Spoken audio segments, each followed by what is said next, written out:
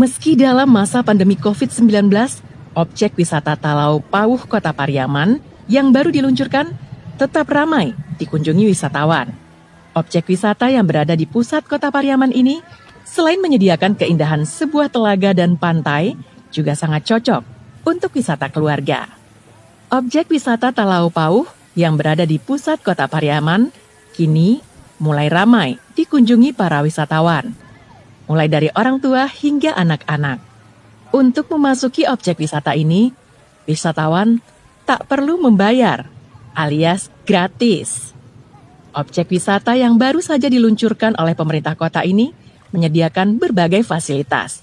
Di tengah telaga, dihiasi oleh air mancur, yang membuat suasana menjadi lebih sejuk untuk dinikmati, sambil melintasi jembatan yang membelah telaga.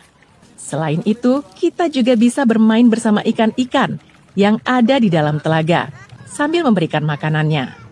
Lokasinya yang berdampingan dengan pantai, membuat lokasi Talau Pauh juga sangat cocok dijadikan sebagai objek wisata keluarga. Namun sayang, objek wisata ini belum dikelola dengan baik karena masih kurang sarana bermain untuk anak-anak. Beberapa lokasi masih terlihat belum dibenahi, sehingga mengganggu pemandangan di sekitarnya. Bisa lewat jembatan, kasih makan ikan, mandi ombak, lihat air mancur. Tapi tidak semua lokasi belum dikelola dengan sempurna. Wali Kota Pariaman pun mengakui kalau objek wisata ini belum terkelola secara keseluruhannya karena keterbatasan dana. Sehingga di sisi utara itu kita telah selesai perencanaannya.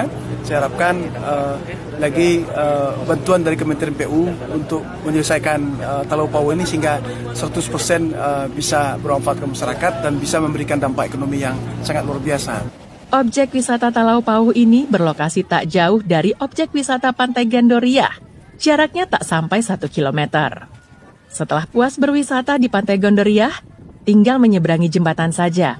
Anda sudah tiba di objek wisata baru ini. Eki Rafki melaporkan dari Pariaman.